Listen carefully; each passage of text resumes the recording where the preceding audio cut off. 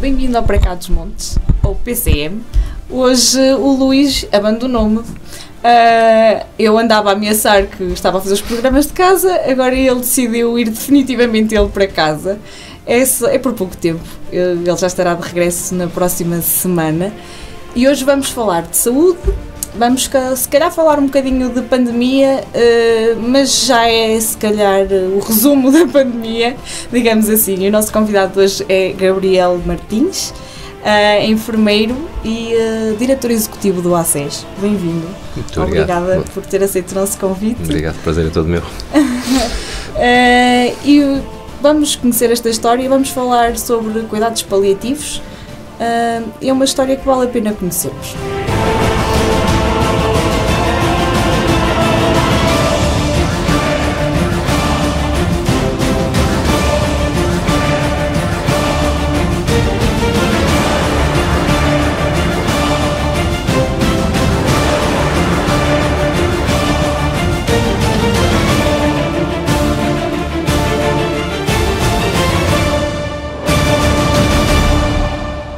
Gabriel Martins, enfermeiro, é o diretor executivo do Agrupamento de Centros de Saúde de Douro 1, Marão e Douro Norte. Desde 2020, talvez? 2018. Além dos cuidados primários assegurados por 75 médicos e 142 enfermeiros, entre dezenas de outros profissionais, este ACES tem agora um projeto de cuidados paliativos domiciliários, inovador na região. É esta a história que hoje queremos conhecer, por isso, bem-vindo mais uma vez. Em que é que consiste este projeto dos cuidados paliativos domiciliários? Muito obrigado, é um gosto de estar aqui. Antes de mais, desejar as melhoras ao Luís, se é que ele tem sintomas neste momento. Se não tem, é coisa ruim, não tem perigo. Se não tem, é só desejar-lhe realmente um período de isolamento que seja rápido, que passe rápido e que não tenha qualquer tipo de impacto na saúde dele. Em relação ao ACES e à equipa de cuidados paliativos, eu e a minha equipa tomamos posse, o mandato vem de agosto de 2018 e desde agosto de 2018 que isto já era uma necessidade identificada a nível do ACES, portanto estava nos nossos objetivos que a curto médio prazo, nós teríamos que formar uma equipa de cuidados paliativos domiciliária. E isto advinha de uma constatação que nós não tínhamos esse tipo de resposta no distrito de Vila Real. Conhecíamos já alguns agrupamentos naquela altura, mais os agrupamentos que estavam sediados em unidades locais de saúde, nomeadamente Matosinhos, que tinham já experiências nesta área. E, portanto, nós achamos que, dadas as características da nossa região e acrescido ao facto do próprio Centro Hospitalar Trás-os-Montes e Alto Douro ter ele próprio um serviço estruturado de cuidados paliativos, que nós deveríamos ter essa resposta domiciliária. Foi uma questão de identificar a equipa, uma vez que este projeto implica uma formação específica de relativa intensidade nesta área dos cuidados paliativos. Tivemos que identificar uma equipa, quer de médicos, quer de enfermeiros, quer de assistentes sociais, que tivesse essa formação na área e que tivesse também vontade de abraçar este projeto, identificá-los, estruturar uma proposta de candidatura, proposta é essa que nós tentamos suportar naquilo que eram já as regras, as orientações da Rede Nacional de Cuidados Paliativos. Estruturamos esse projeto, identificamos os profissionais, começamos inclusivamente um processo formativo de profissionais que estavam, portanto, interessados em colaborar nesta área, juntamente com o CH Tomate, que foi sempre nosso parceiro nesta caminhada. E depois, como se diz agora, hoje em dia, depois meteu-se o Covid. Ou seja, voltamos ao antes de Covid e pós-Covid. Exatamente, ou seja, aquilo que era um plano antes da pandemia teve que ficar aqui em suspenso por várias condicionantes. Primeiro, pela necessidade que nós tivemos de desviar profissionais para a resposta à pandemia. E depois, porque todo o processo formativo a nível do próprio hospital também ficou ele suspenso, porque cada instituição fechou-se em si própria e havia aquela limitação da circulação de profissionais estranhos, entre aspas, estranhos aos serviços. Portanto, o projeto ficou suspenso, passaram-se quase 2 anos em resposta à pandemia e ao Covid, E, entretanto, tivemos conhecimento de uma linha de financiamento, num concurso, portanto, que tinha uma linha de financiamento para projetos especificamente na área dos cuidados paliativos domiciliários. Claro, já tínhamos o projeto pronto, tínhamos a necessidade identificada, sabíamos que isto podia ser uma mais-valia no arranque do projeto, porque há sempre a questão dos recursos humanos e dos recursos logísticos nunca serem suficientes para aquilo que queremos fazer. Vimos neste concurso uma oportunidade de obter este arranque do projeto, candidatámo-nos e ganhamos. Não recuso dizer por sorte, porque não foi por sorte, foi por muito trabalho, por muito trabalho e por mérito do projeto, digamos assim. Ganhamos juntamente com mais 4 equipas a nível nacional, portanto foram contempladas 5 equipas, 3 sediadas em agrupamentos de centros de saúde e 2 sediadas em hospitais. E, portanto, o protocolo foi firmado no final do ano passado, em dezembro de 2021, e estamos agora a dar os primeiros passos de implementação da equipa no terreno, o que partiu, em primeiro lugar, da maior disponibilidade que temos hoje em dia de profissionais que foram contratados especificamente para a resposta ao Covid e que permitiu libertar estes profissionais que estavam identificados para a equipa de cuidados paliativos, e também o protocolo que fizemos com o próprio hospital. Finalmente, nós conseguimos estruturar um modelo de articulação com o hospital em que sabemos daqui para a frente como é que vamos trabalhar e como é que vamos, digamos, trocar as informações referentes aos doentes que nos são encaminhados. E, portanto, este protocolo também só pôde ser assinado em final do ano passado, precisamente foi quando decidimos que, ao abrigo do prémio da Fundação La Caixa, poderíamos ou teríamos condições para arrancar. E pronto, o resto... E arrancou muito rápido, não é? Porque isso foi assinado em dezembro de 2000. Sim, repare, para nós... Não é? Já estava tudo preparado praticamente, não é? Sim, para nós, uma das vantagens que os cuidados de saúde primários têm é que já não é novidade nenhuma para nós trabalhar em regime domiciliário. Sim, portanto, isto já é o nosso dia-a-dia e o dia-a-dia de qualquer equipa, mesmo as que não são equipas de cuidados paliativos.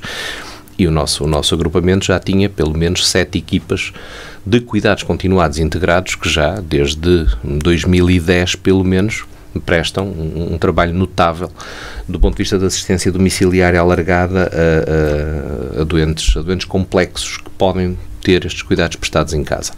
A equipa de paliativos, basicamente, foi beber este modelo e foi replicar o modelo, embora numa área com uma formação mais específica, com necessidades mais específicas e, portanto, não foi de todo e não tem sido de todo difícil implementar a assistência a estes doentes.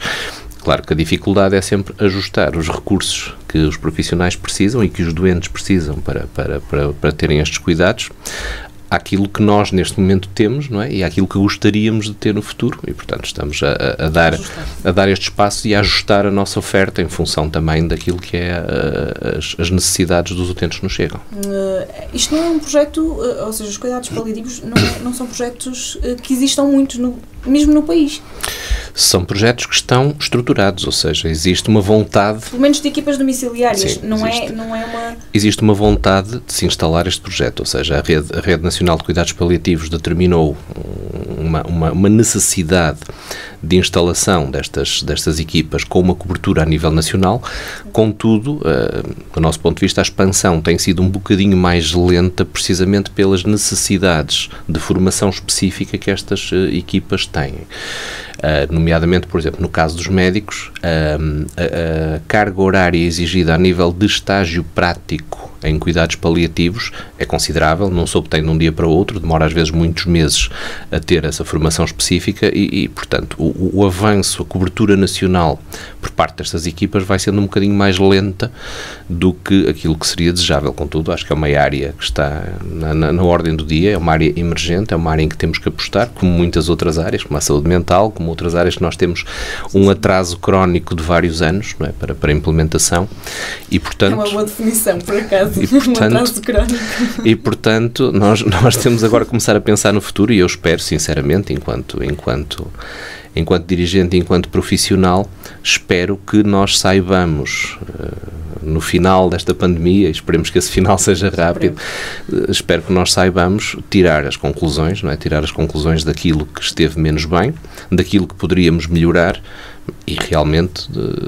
que que estratégia queremos para o futuro, com que investimento, com que profissionais, não é? E com que objetivos concretos em termos de ganhos em saúde, porque isso é que determina depois os modelos de financiamento e como é que vamos arranjar estrutura e forma para prestarmos os melhores cuidados aos doentes. Exatamente.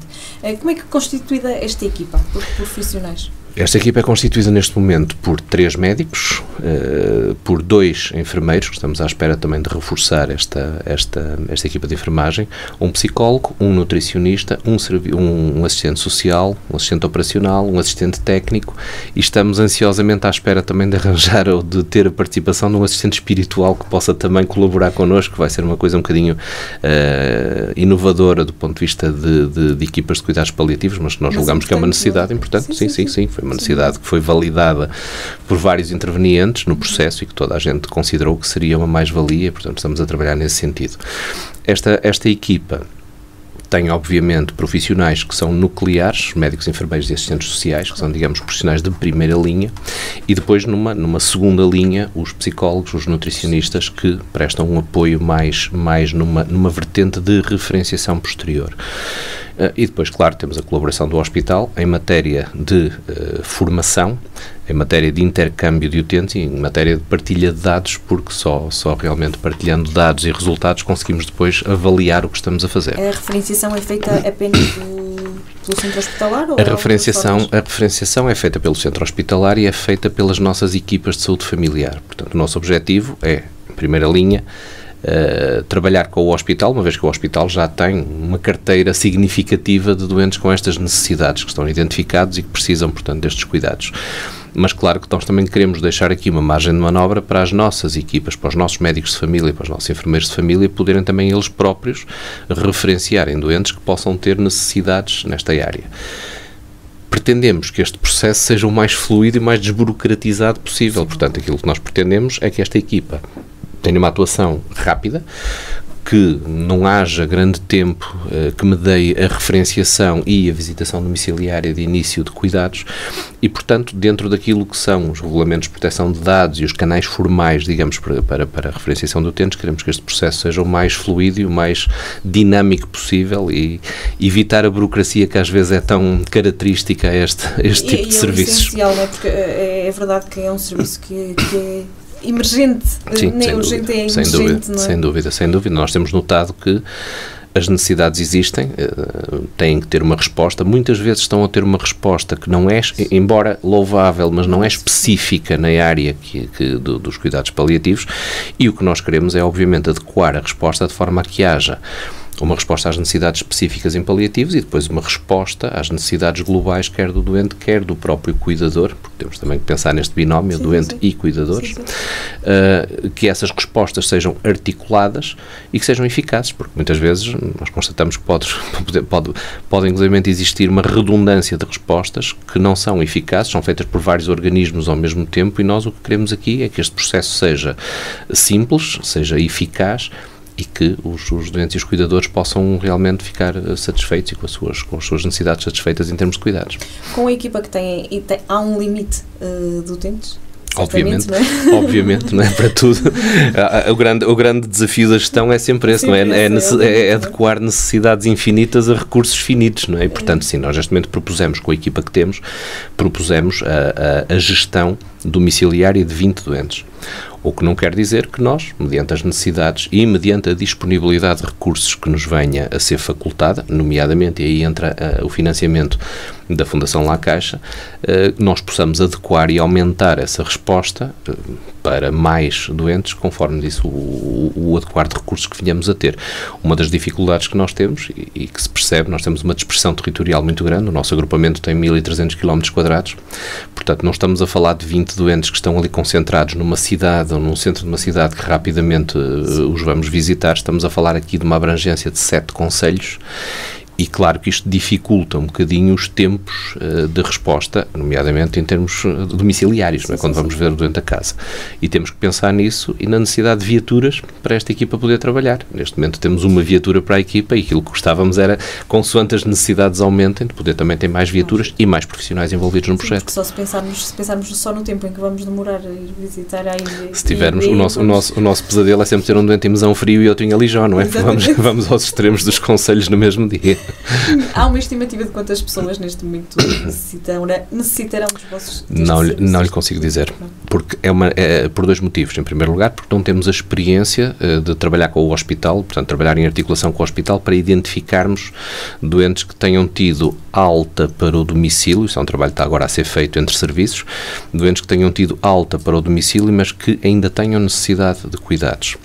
E por outro lado, nós sabemos também que muitas vezes estas necessidades estão subdiagnosticadas, ou seja, às vezes estas necessidades estão, eu vou-lhe chamar, mascaradas com necessidades de outro tipo de cuidados, não é? Cuidados de visitação médica, cuidados de apoio ao cuidador, quando na realidade, quando vamos fazer o diagnóstico e vamos, digamos, saber de que situação se trata, constatamos que é um caso paliativo e um caso que necessita de intervenção específica. Para além do, como já referiu, para além dos doentes, temos a parte da família dos cuidadores, sim, que é muito importante, que a equipa também vai prestar esse apoio, não é? Extremamente importante. O cuidador aqui é uma peça fundamental, porque sem cuidador nós não conseguimos ter o doente em casa, que é onde queremos que ele permaneça e onde ele próprio também quer permanecer, na esmagadora maioria dos casos. E nós temos, efetivamente, em Portugal um problema com os cuidadores, não é? E um problema no apoio que é dado aos cuidadores. Nós esperamos, e eu espero que em muito curto prazo se generalize um processo de estatuto, um atraso crónico. Atraso crónico. Hoje não falamos de atrasos crónicos. Não, é assim, nós temos que perceber uma coisa, nós temos, e não há como escondê-lo, nós temos deficiências estruturais em determinadas áreas, e nomeadamente na área dos cuidados domiciliários, já nem vou para a área específica dos cuidados paliativos, na área dos cuidados domiciliários. Projetos que nós vemos agora a surgir no nosso país, como a hospitalização domiciliária, as equipas de cuidados paliativos, as equipas de cuidados continuados integrados, nós temos que perceber que são projetos que noutros países já estão estruturados há muitos anos, há décadas, não é? E que retiram realmente muitos doentes do internamento hospitalar através de um investimento, e vou frisar esta palavra, através de um investimento nos cuidados de saúde primários e principalmente nos cuidados domiciliários. Ora, nós, em Portugal, a nossa tendência de financiamento em saúde é muito mais nos cuidados secundários, portanto há um forte investimento nas unidades hospitalares, não é? Na robustez de um hospital, e há um investimento consideravelmente menor, mas esmagadoramente menor, nos cuidados de saúde primários, na prevenção e principalmente nos cuidados domiciliários. E nós temos que perceber que cada doente que é gerido no domicílio é menos uma cama de hospital que está a ser ocupada. E nós, por exemplo, nós temos neste momento uma realidade... fazer as contas, não é? É muito fácil. Se nós pensarmos que, por exemplo, no nosso país, um doente tem que ficar internado num hospital para fazer uma medicação endovenosa de 12 em 12 horas, isto noutros países já não acontece. Noutros países programa-se de imediato que a vigilância do doente e a administração de terapêutica específica por estas vias possa ser feita com profissionais que se deslocam a casa, isto obviamente desde que a condição clínica do doente assim o permita. Isto para nós ainda é uma miragem. Ainda não conseguimos chegar a este nível. Um doente com estas características fica internado a ocupar uma cama de um hospital. E lá está, depois a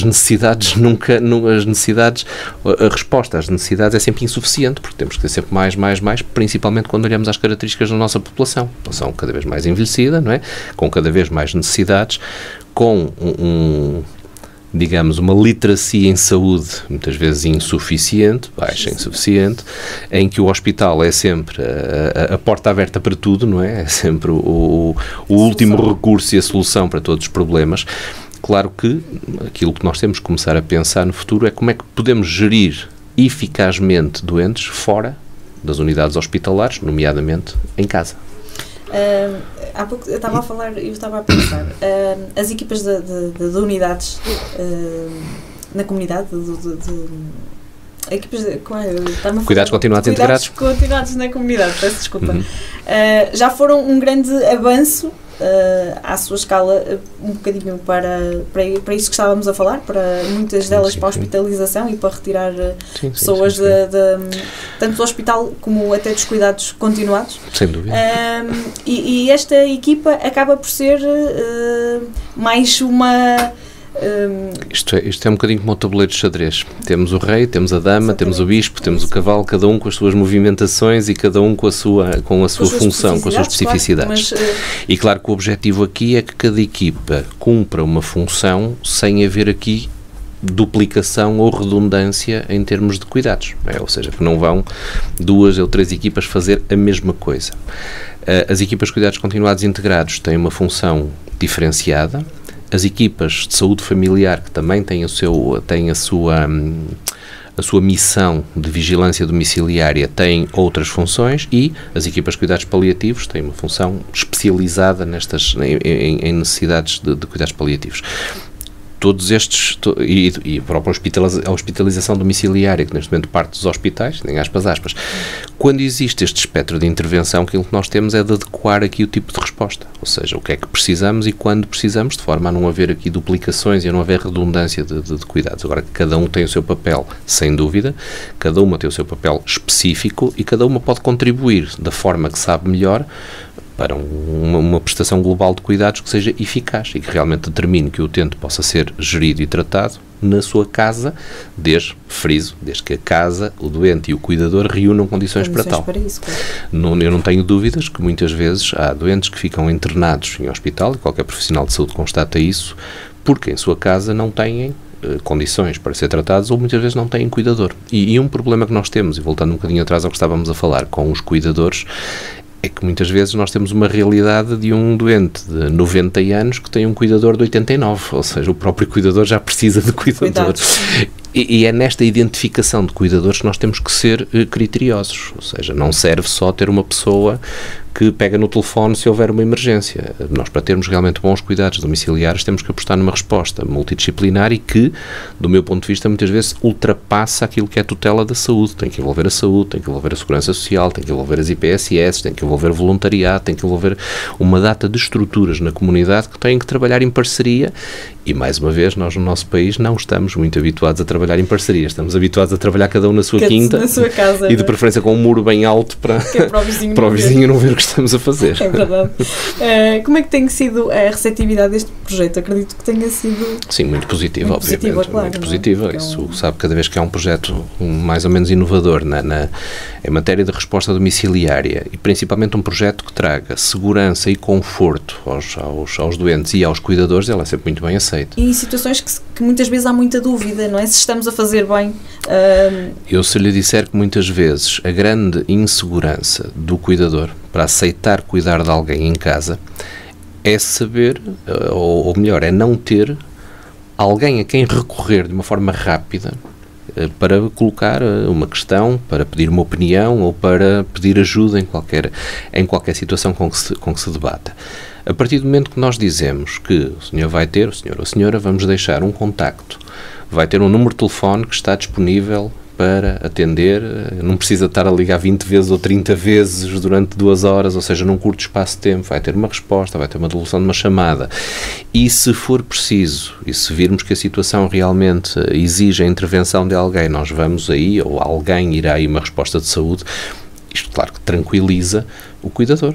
Aquilo que muitas vezes impede o tratamento domiciliário é realmente os cuidadores sentirem-se desamparados, sentirem que estão entregues a si próprios e que, se acontece alguma coisa, eles não sabem o que hão de fazer. E nós, se constatarmos muitas vezes a triagem que é feita em chamadas ao 112, constatamos precisamente isso, que as pessoas precisam de um apoio, que muitas vezes vão à resposta mais diferenciada porque não arranjam outra em tempo útil. E, felizmente, por exemplo, linhas como o SNS 24 já vieram dar aqui alguma mudança de paradigma, embora todos saibamos que hoje em dia o SNS 24 está quase dedicado à resposta Covid, não é? Não propriamente à resposta geral em saúde. Este projeto é financiado pela Fundação La Caixa, como já referimos. Será que é possível que o SNS integre este tipo de apoios a curto prazo? Sim, sem dúvida. Estou perfeitamente convencido disso. Como lhe disse, haja uma capacidade da nossa tutela de ter o discernimento de dividir um bocadinho de forma diferente as linhas de financiamento. Como eu lhe disse, 80% do nosso financiamento em saúde vai para os hospitais e, portanto, enquanto a proporção de distribuição de verbas for esta, claro que as outras áreas ficam sempre privadas de respostas mais diferenciadas e de respostas mais alargadas.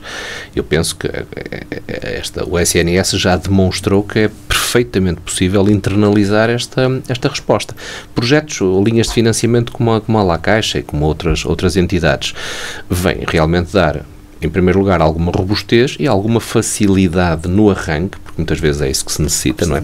Alguma facilidade no arranque, mas mais uma vez digo, nada que o nosso SNS não possa fazer. Eu considero sempre este financiamento como um complemento que é muito agradável, não é? Que é muito agradável. Que assim é mais fácil depois de fazermos as contas e de provar que realmente... É como eu costumo dizer, é quase como aquelas garrafas de vinho que a família traz no Natal, ou seja, nós já temos as nossas preparadas para a ceia, mas aquelas que vêm são sempre um complemento, não é? Para ficar. E é assim um bocado nesta visão que eu considero estas linhas de financiamento, ou seja, elas não se destinam de todo a substituir o papel do SNS, é um complemento, é interessante e muitas vezes quando os projetos precisam assim de um fomento inicial, servem para isso.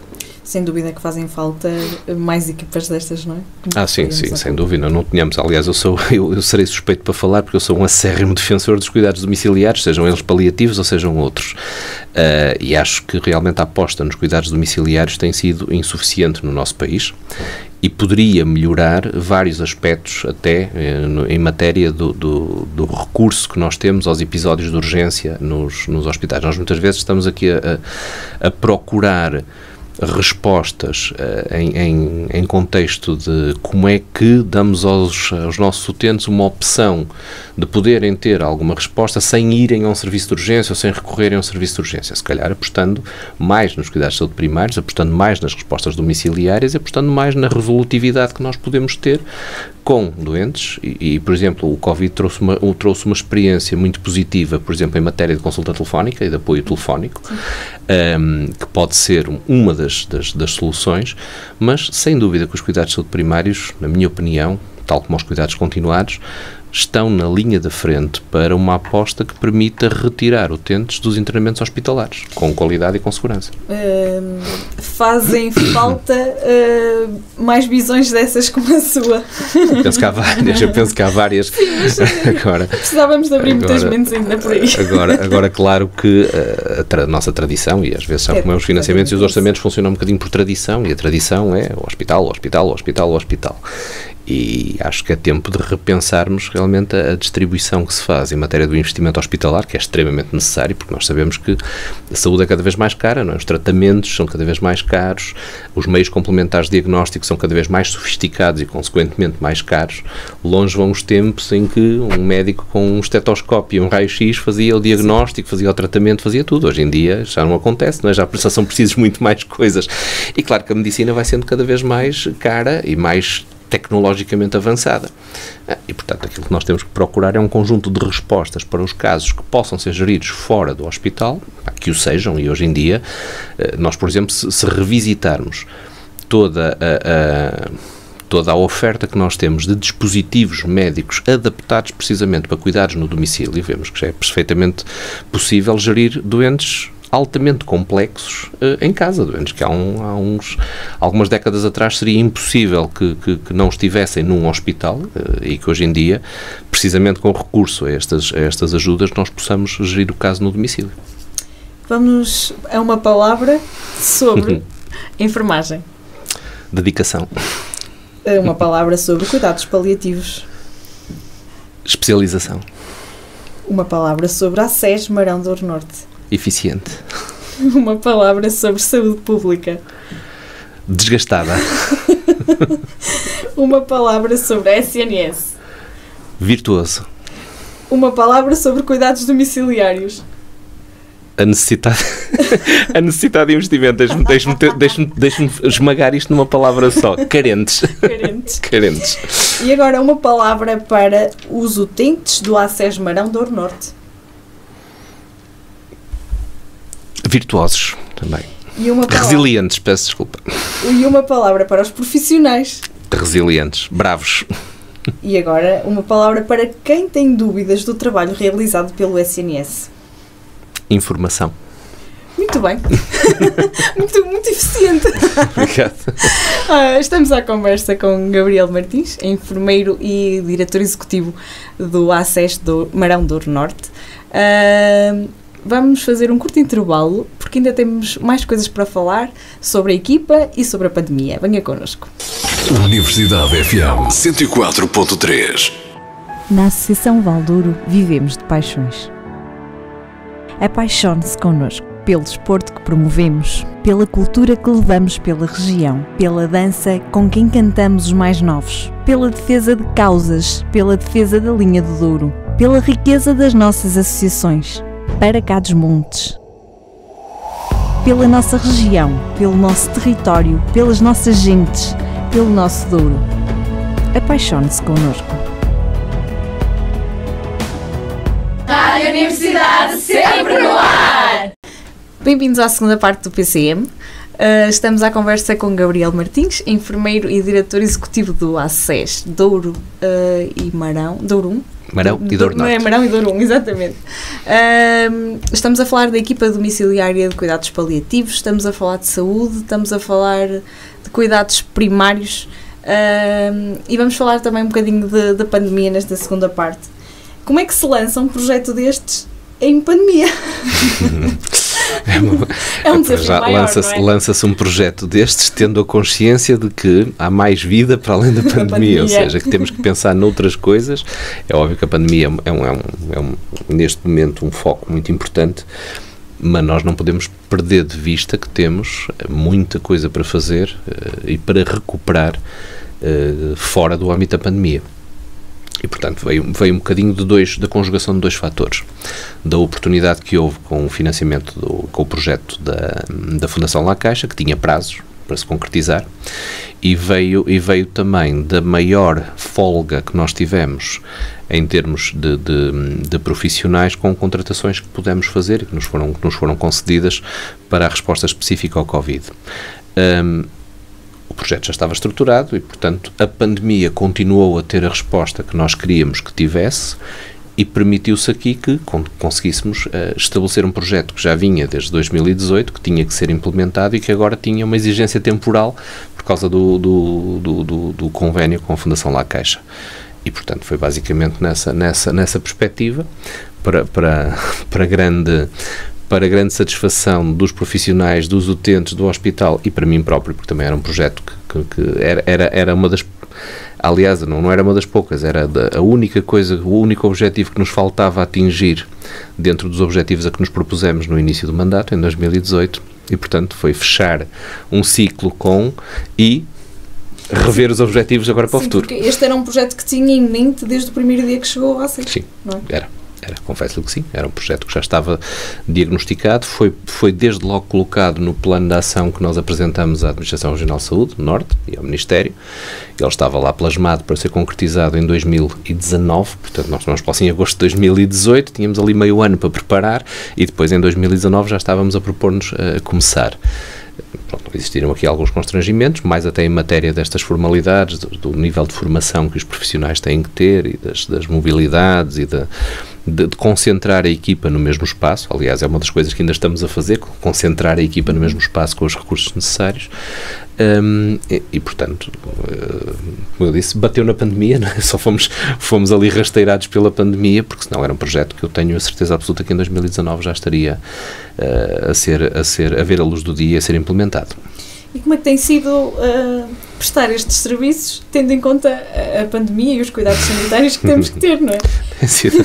Tem sido, em primeiro lugar, tem sido graças, e isto é um reconhecimento público que todos devemos fazer, tem sido graças a um esforço muito grande e muito intenso dos profissionais de saúde, que se têm multiplicado nestas respostas, não é? E que têm dado, digamos, o peito às balas para estar um dia numa atividade, outro dia noutra e irem de encontro àquilo que são as necessidades dos utentes.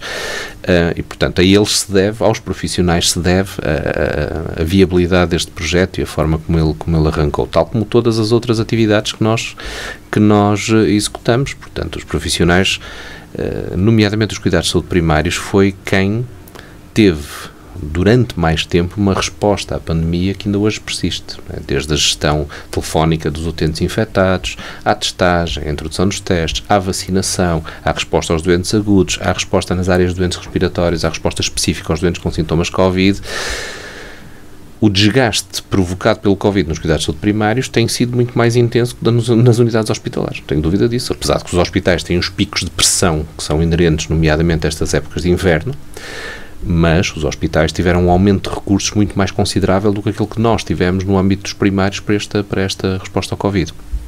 E, portanto, os profissionais, ao estabelecimento de uma prioridade, tínhamos que implementar este projeto, havia essa necessidade, não podíamos deixar cair este projeto, independentemente do que tivéssemos para fazer, e, claro, mal surgiu a oportunidade, os órgãos de gestão e os órgãos de direção também puseram isto como algo prioritário, não descurando, obviamente, aquilo que tem sido a resposta ao Covid, e felizmente que a resposta ao Covid agora também vai diminuindo em matéria de automatização de processos. Portanto, aquilo que de antes tinham que ser os médicos e os enfermeiros dos cuidados de saúde primários a fazer, agora são processos que felizmente já estão muito mais automatizados. Com este, se assim não fosse, também não era possível dar resposta, não é? Nesta fase manifestamente não seria possível estarmos num exponencial de casos como o que temos agora a gerir a pandemia com as mesmas regras que tínhamos desde 2020. Portanto, não fazia sentido, não é? Não fazia sentido. Ainda bem que houve esta automatização de processos, veio retirar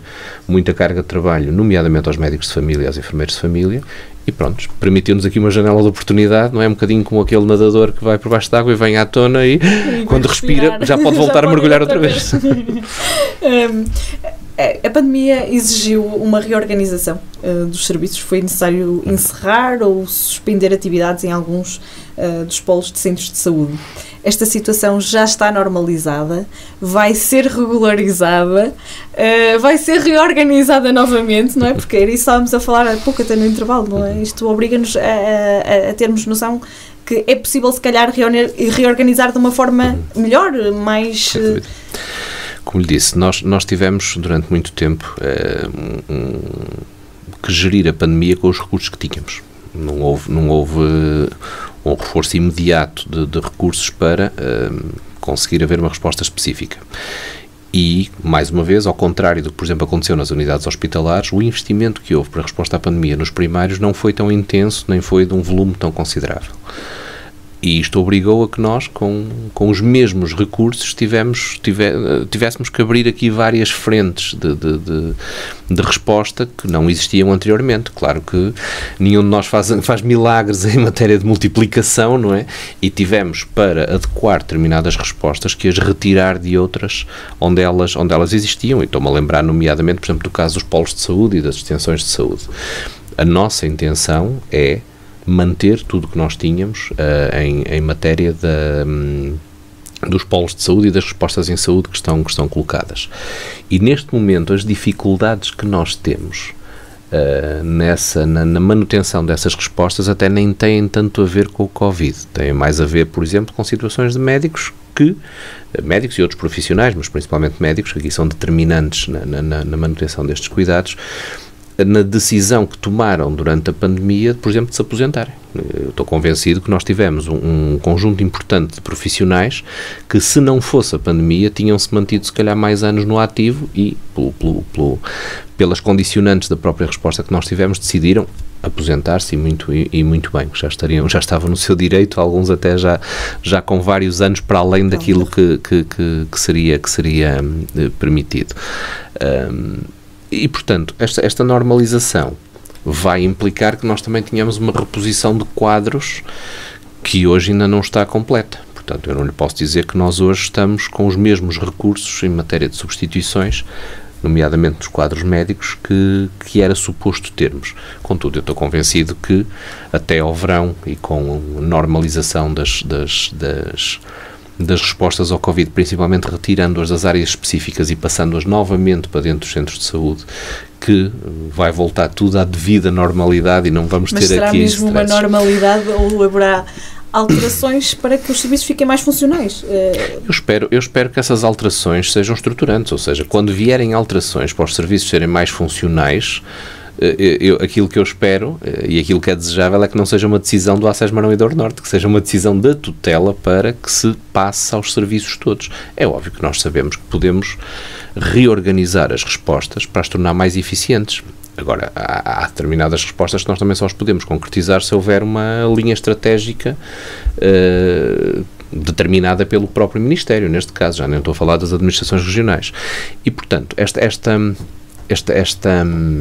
este adequar das nossas respostas, a reestruturação que está a falar, não me parece que seja uma reestruturação que sejamos nós a fazê-la ou que vá ser o ACES Douro Norte. Acho que é uma reestruturação que é precisa, tem que se pensar nela, temos que falar nela, mas é uma reestruturação que tem que passar realmente por uma mudança nacional. Sim.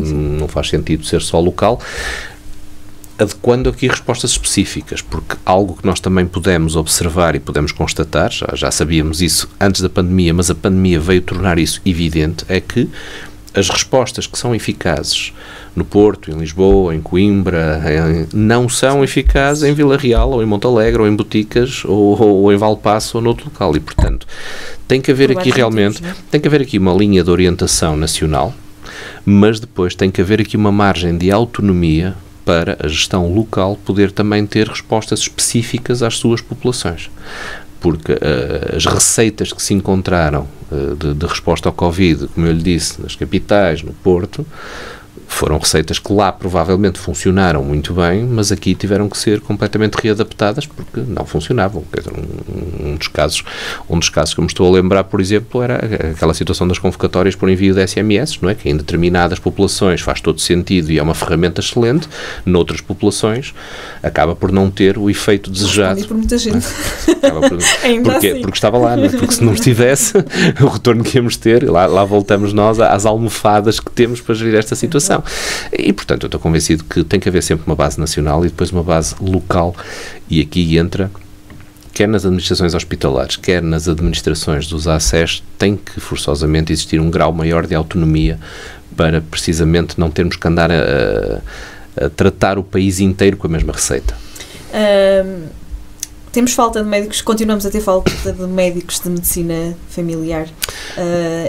Aquilo que aqui no Douro, no nosso ACES, não sei se será assim, mas um médico de família para cada cidadão ainda é em alguns sítios uma miragem. Sim, em Lisboa, principalmente. Sim, exatamente. Mas aqui continuamos a ter falta de médicos. Não tanto. Eu não lhe posso dizer que nós aqui não temos propriamente falta de médicos de família. Nós temos sim um problema com a rotatividade dos médicos de família, ou seja, nós temos um problema de fixação. Eu posso lhe dizer que nós, a curto prazo, nós tínhamos um volume residual de utentes sem médico de família, que normalmente estão associados a populações migrantes, e nós não nos podemos esquecer que só aqui, numa instituição que se chama UTAD, temos muitas vezes ali 5.000 migrantes, 5.000 migrantes que condicionam a resposta ao serviço de saúde. Nós sempre tivemos uma benesse no interior de ter, principalmente no ACES Douro Norte, temos já uma tradição de vários anos de não ter utentes sem médico de família. Agora, eu vou falar do ponto de vista estatístico, porque o que é que muitas vezes acontece? E dou-lhe um exemplo muito concreto que está a acontecer agora, neste momento. Nós temos um centro de saúde, que nesse centro de saúde temos 3 médicas a trabalhar. As 3 médicas estão grávidas, as 3 médicas meteram atestado e as 3 médicas estão numa situação de baixa médica por gravidez. E, portanto, estatisticamente, os utentes desse centro de saúde têm médico de família. Ele tem um nome, tem um rosto. Só que esse médico de família está ausente por motivos perfeitamente atendíveis. E o que é que nós precisamos? E aqui o problema não é de Marão e Douro Norte, é de todos os ACES a nível nacional. Sim. Nós precisamos de ter a capacidade de contratação temporária de profissionais que vêm substituir outros que estão em situação de ausência temporária, mas que é uma ausência relativamente dilatada, como nós sabemos, não é? E essa é a ferramenta que nos tem estado a faltar. Eu posso lhe dizer que temos neste momento médicos para todos os utentes, só que alguns desses médicos estão ausentes em situação temporária e nós temos dificuldade, sim, em substituí-los. Muitas vezes têm que ser os restantes colegas das unidades a fazer aqui uma intersubstituição, que nós sabemos que nem sempre funciona muito bem. Onde é que nós temos realmente aqui um problema? É que de 6 em 6 meses Os médicos que vêm para o interior esperam pelo concurso 6 meses seguinte e saem daqui e vão para o litoral e são substituídos por outros médicos. E nós temos muitos utentes que nos dizem realmente que em 2 anos já conheceram 4 ou 5 médicos de família diferentes. E isto é um problema que vai contra a própria gênese da medicina geral e familiar, não é? Nós não podemos dizer que temos um médico de família quando ele está 6 meses com a família e depois desaparece e vai embora. Não é? Eu, por acaso, não sei como é que funciona, mas os concursos não beneficiam quem é daqui para ficar aqui, certo? Não, o modelo, é a minha opinião pessoal, mas não tenho qualquer problema em dar-lhe, eu penso que o modelo de colocação, claro, obviamente, o modelo de concurso dos médicos tem que ser revisto com urgência, porque este modelo realmente não serve, E este modelo não serve porquê? Porque os médicos são colocados nos respectivos locais por uma ponderação de nota. Não há qualquer motivo atendível à vontade de um médico de se fixar em determinada zona. E esse critério tem que ser cada vez mais valorizado. Porque um modelo que determina as colocações por nota, o que está neste momento a condicionar é pôr médicos transmontanos no Algarve e pôr médicos algarvios em Trás-os-Montes. Exatamente. E depois ninguém está satisfeito. E estamos aqui anos num processo em que os médicos se tentam legitimamente e com toda a justificação aproximar do seu local de residência. E claro que isto tem penalizações para os utentes, porque a rotatividade é muito grande. E aí realmente temos um problema que tem que ser resolvido a curto prazo, mas mais uma vez, não vai ser resolvido pelo Marão e Douro Norte. Já éramos nós a começar. Vai ser resolvido, obviamente, por um processo legislativo que tem que rever o modelo de colocação dos médicos e que tem que adotar aqui um critério de preferência regional, onde realmente nas zonas que sejam consideradas carenciadas, não por falta às vezes, mas até por rotatividade elevada dos médicos e que possa, digamos, fixar-nos quadros no interior. Como é que vê a importância de existir um Serviço Nacional de Saúde universal no contexto que vivemos nos últimos anos, no contexto da pandemia, voltando um bocadinho à pandemia? Essencial, crucial, necessário.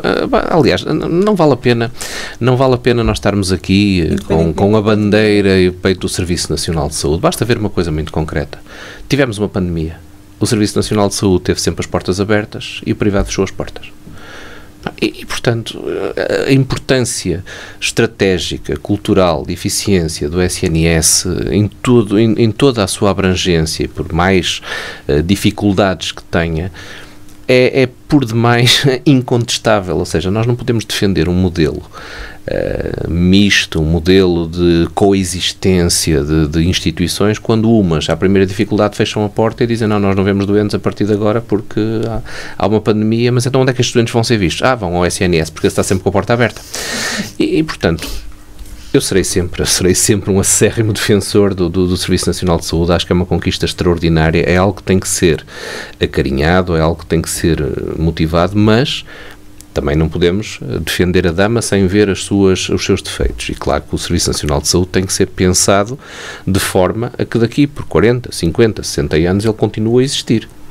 E, portanto, temos que eliminar aquilo que são as ineficiências, temos que adequar os modelos de financiamento e, principalmente, nós não podemos estar reféns de legislação que regulamenta o Serviço Nacional de Saúde desde 1977 ou 78 e que as leis continuam a ser as mesmas hoje, em 2022. E, portanto, o que nós esperamos é que haja um processo legislativo e a definição do Estatuto do SNS pode ser realmente aqui uma oportunidade, esperamos que a saibam aproveitar, para nós refrescarmos a legislação que regula o Serviço Nacional de Saúde e que realmente permita que ele seja eficiente e que seja sustentável, porque o problema que nós temos hoje em dia é realmente a sustentabilidade deste modelo para as gerações futuras. E o que é que nós queremos? Que as gerações futuras daqui por 40, 50 anos, quando vierem para cá dos Montes, continuem na entrevista a dizer que já o meu avô ou o meu bisavô, numa entrevista que eu lá tenho, defendia que o SNS era a melhor coisa que já tinha visto. Não é? Sem qualquer desprimor para os privados, ok? Claro, também não sou aqui um fundamentalista contra os privados. Os defeitos, digamos assim, acha que era possível dar havia alguma coisa que se pudesse ter feito melhor? Na resposta à pandemia? Sim. Isto é muito fácil falar agora, não é? Em 2022... Eu acho que ainda não é. Eu acho que ainda não é em 2022 falar no que se poderia... Isso é quase como quando... Sim, mas eu acho que era aquilo que falávamos há pouco. É passarmos estas dificuldades que nós percebemos aquilo que poderíamos... Eu posso lhe dizer o seguinte. Eu acho que o Serviço Nacional de Saúde passou por um teste de stress tremendo. E passou no teste.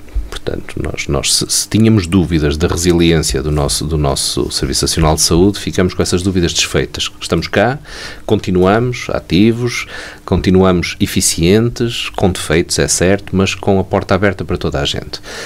Se havia coisas que podíamos ter feito melhor, duvido, porque o nível de conhecimento que se tinha, por muito que nós digamos que antevíamos o que pudesse acontecer, o que é certo é que ninguém estava preparado, não é? Nunca houve experiência de uma pandemia no século XXI que sujeitasse os serviços de saúde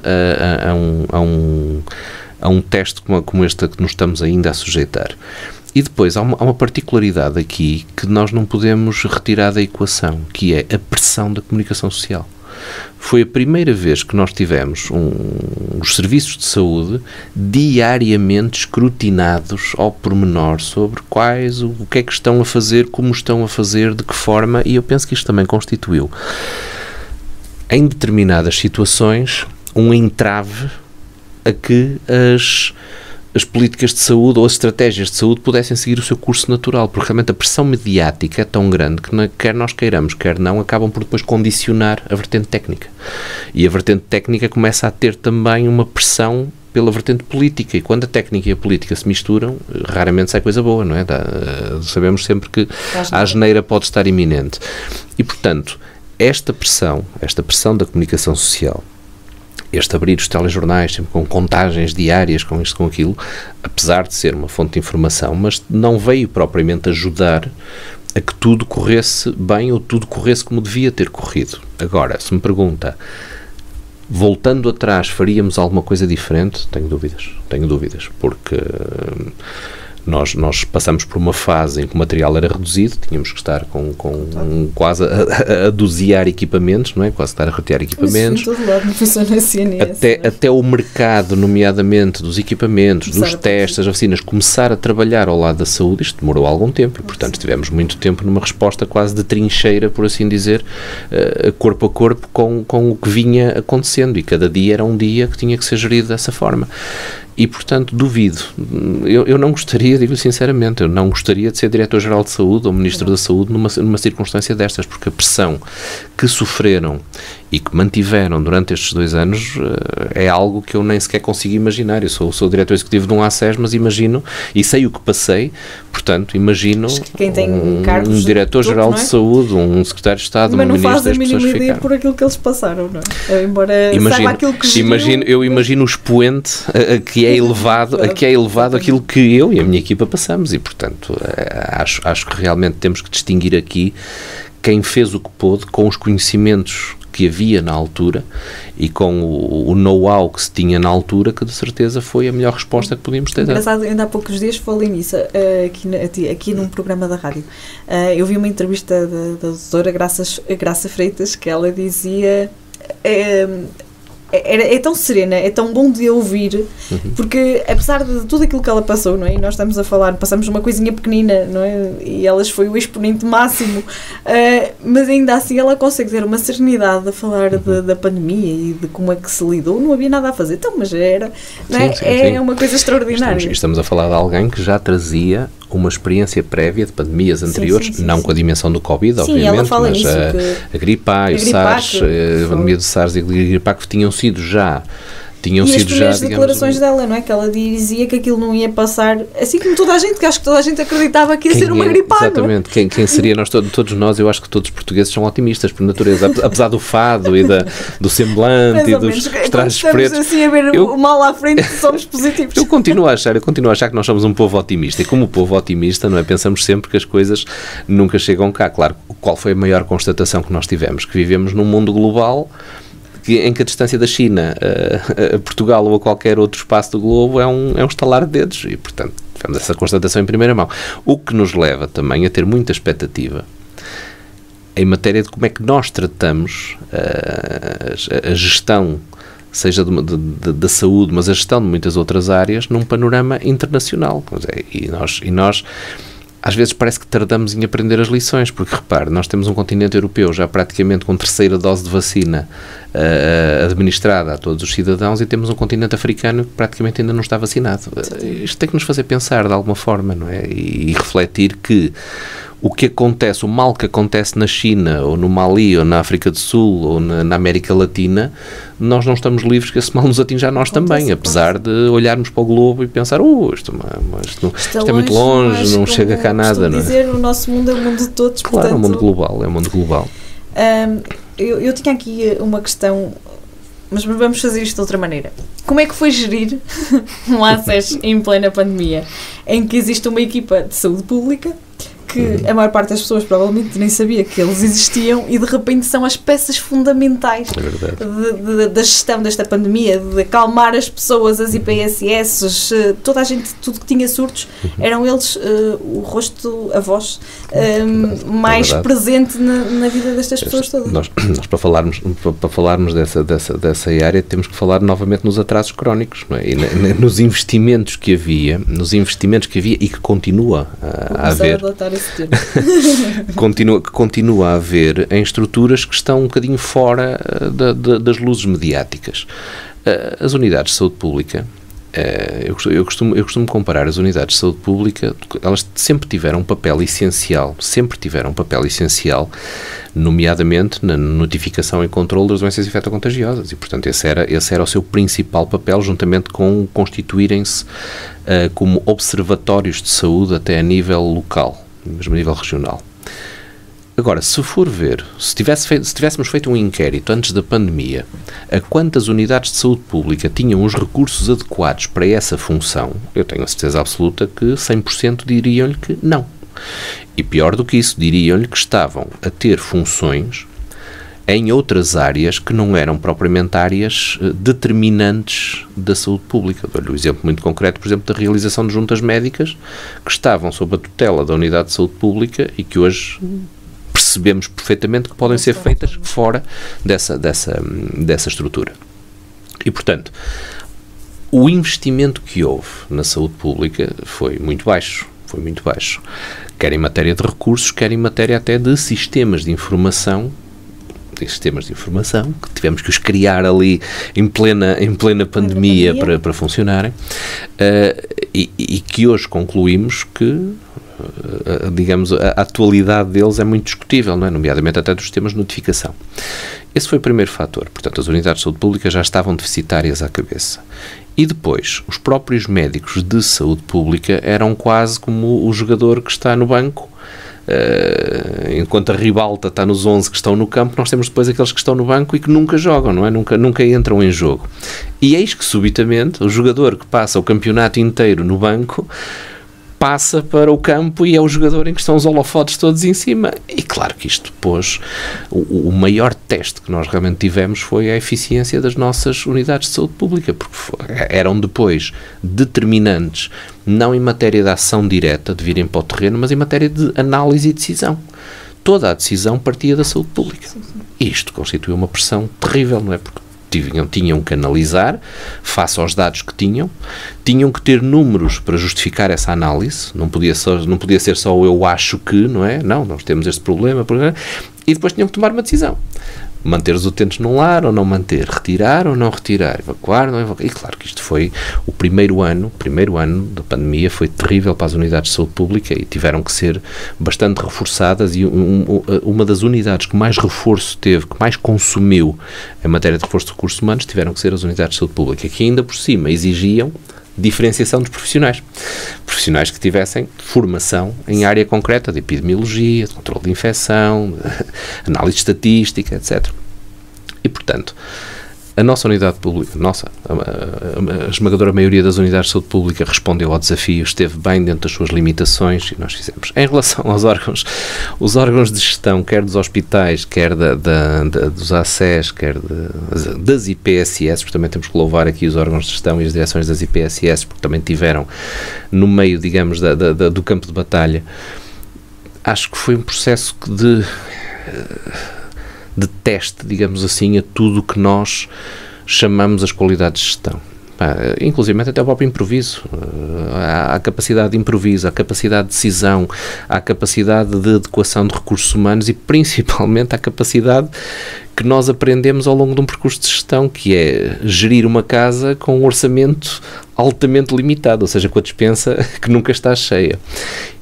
Esta gestão que tivemos que fazer dos recursos conferiu-nos, em primeiro lugar, uma experiência que eu acho que seria impensável. Acho que todos nós, se algum dia viermos a sair se algum dia for decretado o fim oficial do Covid, todos saímos daqui com um curso intensivo, um curso intensivíssimo de como é que adequamos recursos para combater uma pandemia.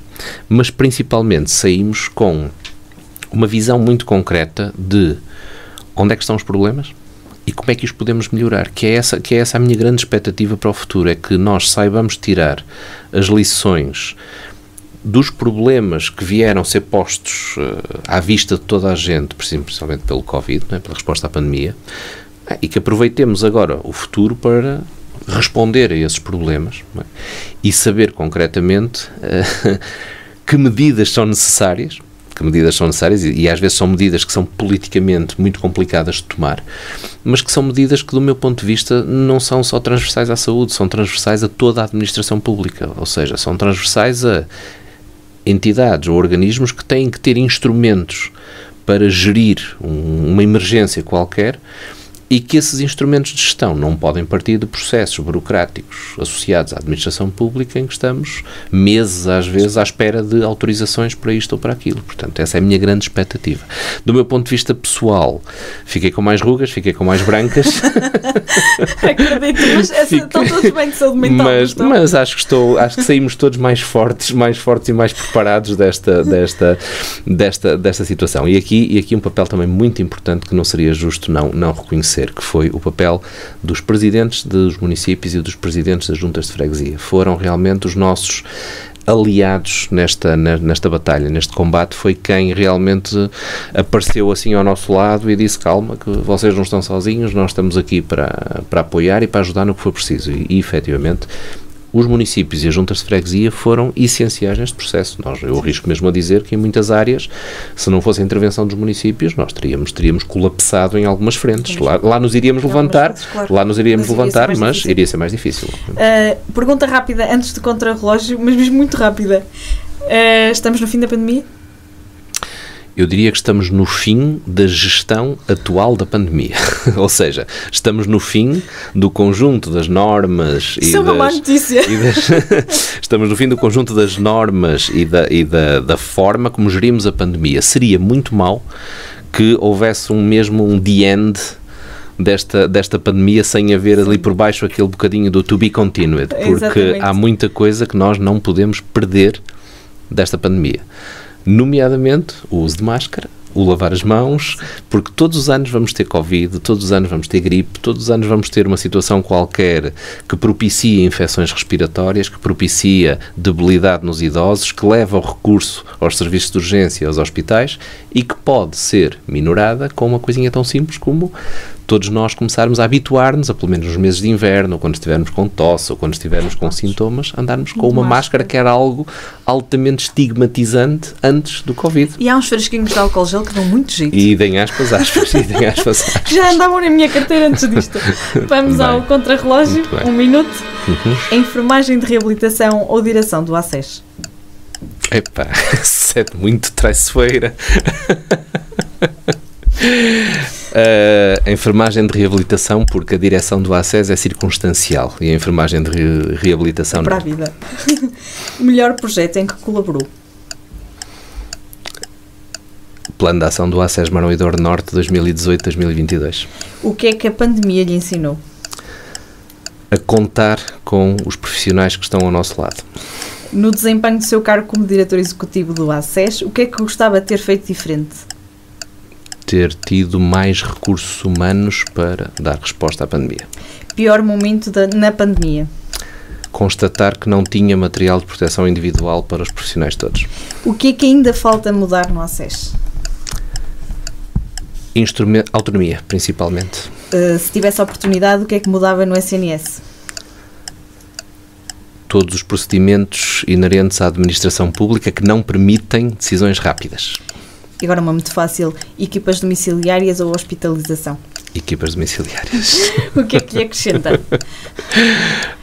Desculpe. O que é que lhe acrescenta? Assim, pessoalmente. A equipa domiciliária ou... Não, o que quiser. O que é que lhe acrescenta assim como... na vida? O que é que lhe acrescenta? Essa é a pior. Difícil dizer o que é que me acrescenta. Eu considero uma pessoa extremamente feliz. Acho que tenho praticamente tudo o que seria possível ter. O que é que eu acrescentaria? Não sei. Eu acho que acrescentaria se calhar ter mais tempo livre e mais tempo para dedicar a mim, à minha família, aos meus amigos e às pessoas que me rodeiam. O melhor local no Douro? A estrada que liga Peso da Régua ao Pinhão.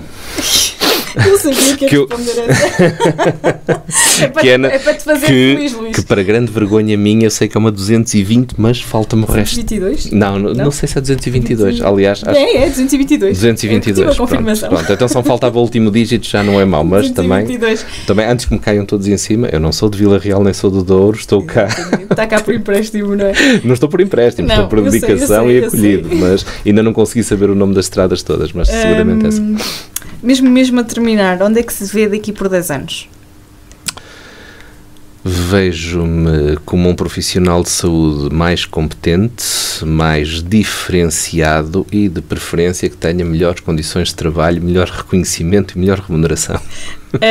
E o SNS, onde estará? E o SNS que seja um sistema eficaz, um sistema que responda às necessidades dos utentes e que permita que os profissionais tenham melhores condições de trabalho e melhor remuneração. Muito obrigada. Nada, obrigado eu. Obrigado eu pela oportunidade. O PCM hoje esteve à conversa com um dos rostos e um dos profissionais que para cá dos Montes nos apoiou a passar por esta pandemia e pelo meio lançou um projeto importantíssimo de cuidados paliativos. Muito obrigada mais uma vez, foi um gosto mesmo tê-lo cá. Obrigado. O Para Cá dos Montes é uma coprodução entre a Universidade FM e a Associação Valdouro. Apresentação de Luís Almeida, que está em casa, e Ana Gouveia. Edição de Luís Almeida, Daniel Pinto e ajuda à produção de Rafael Almeida. Eles vão me matar. Nós estamos disponíveis em todas as plataformas digitais. Sigam-nos no Instagram e no Facebook e no YouTube, essencialmente. E até para a semana. Para a semana voltamos com o Luís. Muito obrigada.